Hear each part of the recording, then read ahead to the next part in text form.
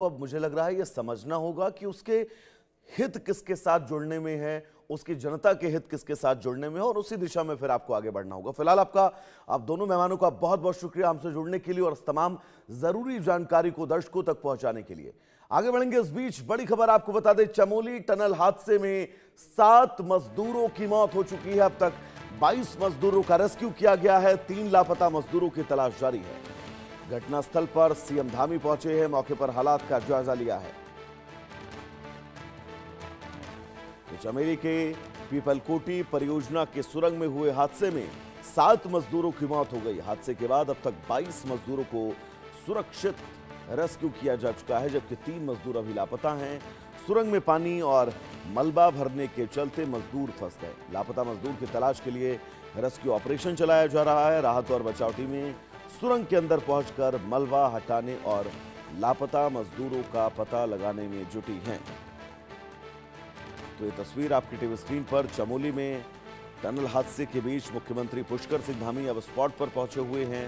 पहली तस्वीर में आपको नजर आ रहा होगा, मुख्यमंत्री इस टनल के अंदर प्रवेश करते हैं। रेस्क्यू ऑपरेशन की बारीकियों को समझते हुए आपको नजर आ रहे होंगे कि जो 3 मजदूर लापता हैं, उन 3 मजदूरों को अब कैसे सुरक्षित वापस बाहर निकाला जाए।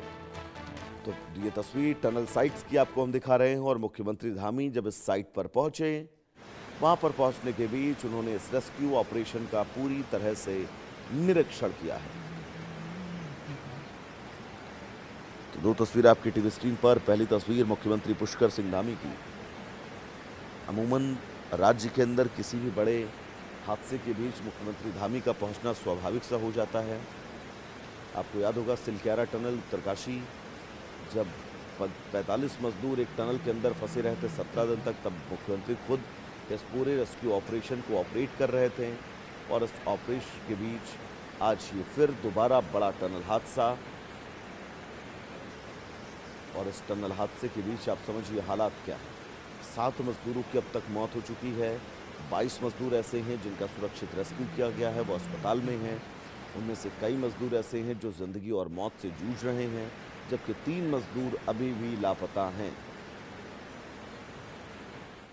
हमारे साथ शुभम कोटनाला जुड़े हुए हैं तमाम जरूरी अपडेट्स के साथ। शुभम, ये बहुत बड़ा हादसा 7 मजदूरों की जान लेकर चला गया, 22 को सुरक्षित बचाया गया है, 3 लोग लापता हैं। रेस्क्यू का पूरा अपडेट बताइए और कैसे हादसा हुआ समझाइएगा। बिल्कुल, देखिए, आपदा प्रबंधन की ओर से जो ताजा अपडेट अभी फिलहाल आया है, इसमें बताया गया है कि इसमें करीब 22 लोगों की जानकारी इसमें आई थी, जिसमें 19 लोगों को बाहर निकाल दिया गया था और 19 में से ये 7 वही मजदूर हैं जिनकी जो है मौत हो चुकी है, और बाकी जो 12 नाम है वे घायल हैं और उनका अस्पतालों में फिलहाल उपचार चल रहा है। जिसमें से एक रोहित पांडे नाम के व्यक्ति हैं, उनको श्रीनगर बेस अस्पताल में उनका उपचार चल रहा है, जबकि एक अन्य व्यक्ति है, उनको जो है डिस्चार्ज किया जा चुका है। उनको मामूली चोटें थी, इसके कारण उनको डिस्चार्ज भी किया जा चुका है। अभी फिलहाल की अगर हम बात करें तो मुख्यमंत्री जो तस्वीरों में साफ दिखाई दे रहे हैं, मौके पर पहुंचे हैं, स्थलीय निरीक्षण कर रहे हैं। मौके पर टनल में क्या स्थिति थी, किस कारण से ये पूरी घटना बताई जा रही है या किस कारण से हुई है, उसको फिलहाल देख रहे हैं। इसके बाद मुख्यमंत्री के द्वारा वहां पर जो घायल है अस्पतालों में जिनका उपचार चल रहा है, उनसे भी मिलना होगा और उनसे भी बातचीत करके उनका हालचाल जाना जाएगा, उनके परिजन के बारे में पूछा जाएगा, तमाम अन्य चीजें वहां पर मुख्यमंत्री के द्वारा ऑब्जर्व की जाएगी। उसके बाद ही कहीं ना कहीं मुख्यमंत्री की वहां से रवानगी हो सकेगी। हालांकि मौसम भी आज का कहीं ना कहीं खराब होता हुआ नजर आ रहा है।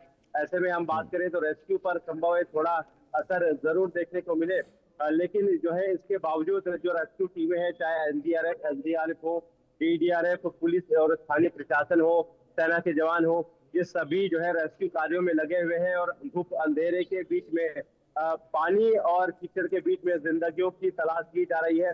अभी तक जो जानकारी आ रही है उसमें 2 छत्तीसगढ़ के जबकि एक झारखंड के व्यक्ति के लापता होने की जानकारियां है, और टोटल अभी 3 लोग लापता फिलहाल बताए गए हैं, जिस तरह से जानकारी आ रही है। हालांकि मिले डाटा के अनुसार ये संख्या घट सकती है या फिर बढ़ भी सकती है, क्योंकि फिलहाल जिस तरह से जानकारी आ रही है उसी के अनुसार इसको अपडेट भी किया जा रहा है। फिलहाल जो है अभी भी रेस्क्यू कार्य जारी है। बीती शाम के बाद से रेस्क्यू लगातार जारी रहा। हालांकि देर रात करीब 1 बजे के दरमियान इसको थोड़े समय के लिए रोकना पड़ा, क्योंकि ज्यादा कहीं ना कहीं कठिनाई वहां पर हो रही थी। और क्योंकि ये मट्टी और गाद जो है टनों के हिसाब से टनल में